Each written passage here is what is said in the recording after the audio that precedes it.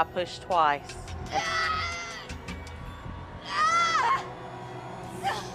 Relief comes over my body.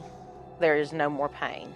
Marla Donovan lived her life on autopilot, or as close as possible. 33, working long hours as a second-hand books buyer in a small Midwestern town, she'd never been one for drama. Her routines were tidy. Morning tea, the bus at 7:32, arriving at the shop by 8.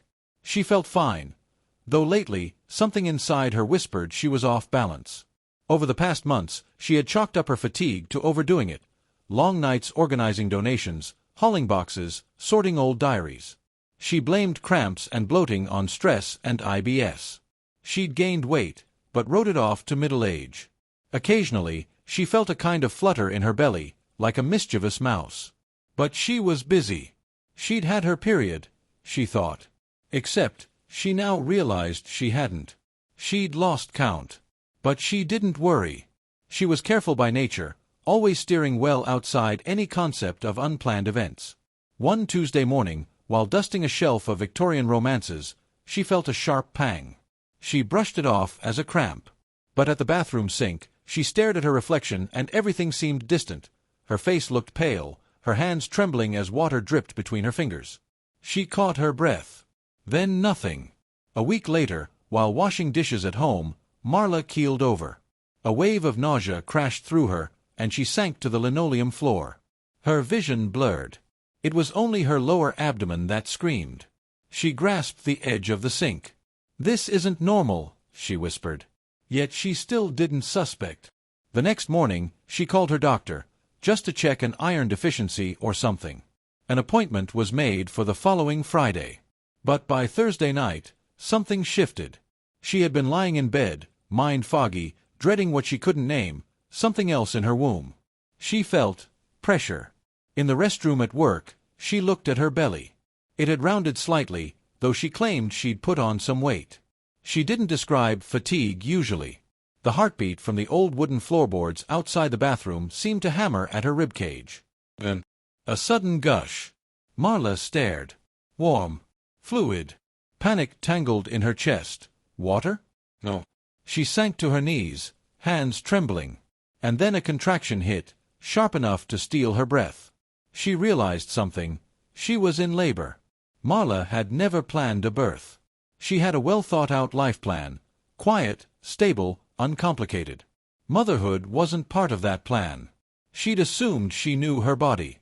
But now, amid the tile and fluorescent flicker, she understood she had been carrying life, without ever knowing.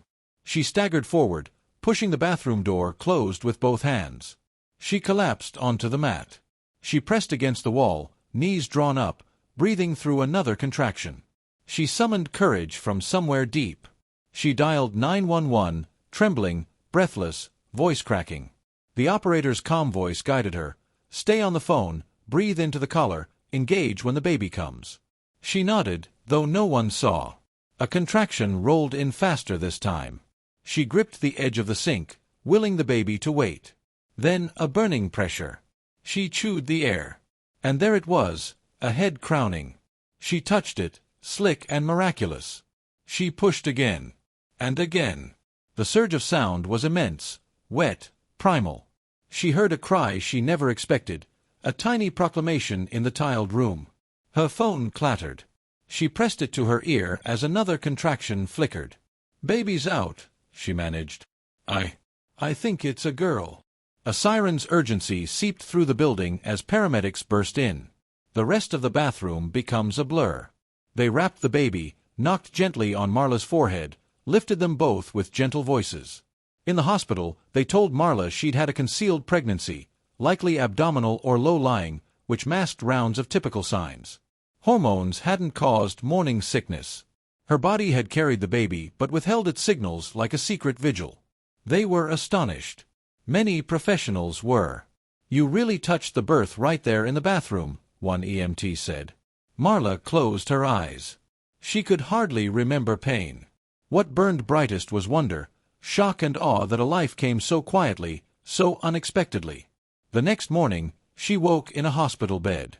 On her chest, wrapped softly, her daughter slept under an owl-patterned blanket borrowed from the NICU. The doctor appeared, with newborn nurse and social worker. They had tests for Marla and her baby, vitamin K shot, routine labs, postpartum evaluation. Everything seemed fine. Baby was healthy. 7 pounds, pink, small tuft of hair. No birth defects. A perfect surprise. The nurse explained the condition, cryptic pregnancy, a rare phenomenon where women show few or no symptoms, have negative urine tests, and even continue menstruating sporadically. It doesn't mean they're careless. It means biology is full of mysteries. Marla whispered, her voice amazed. How is that possible? The doctor replied, your body shielded itself, and you. You were pregnant but didn't know until you gave birth. Tears came then, tears of disbelief and joy threaded together. In the days that followed, Marla stayed in the hospital. The medical team provided gentle, compassionate care, TLC like she'd never experienced. A midwife helped her feed the baby, guiding her into positions, offering skin-to-skin time. Lactation specialists visited. A volunteer gave her a small quilt and a poem about new beginnings. This unexpected tenderness softened Marla's shock into acceptance. Her mother flew in after she called. She'd been shocked but soon held the baby, cradling her. She looks like you, she said softly. Later, in the corner of the hospital room, Marla's best friend Marie arrived. She hugged Marla, visited daily, brought herbal tea and soft pajamas. Marla named her daughter Elena, Light. It felt right. A beacon born from the bathroom, from silence, from ignorance turned miracle. At home later, baths became rituals, warm water, lavender, the flicker of candlelight. In quiet night feedings, Marla realized how much she'd been carrying alone, dreams, routines, expectation of control. Now she carried something else, responsibility, love, awe. She learned to move slower, to breathe, to rest. She weighed the baby, counted her fingers and toes each day as if she needed proof. The baby responded to sound, Marla's soft humming, the creak of the old front door, birds in the courtyard. Marla took leave from work indefinitely. She installed a small crib beside her bed. The books in her apartment shifted, no longer heavy classics, but picture books, soft textiles, eco-friendly toys.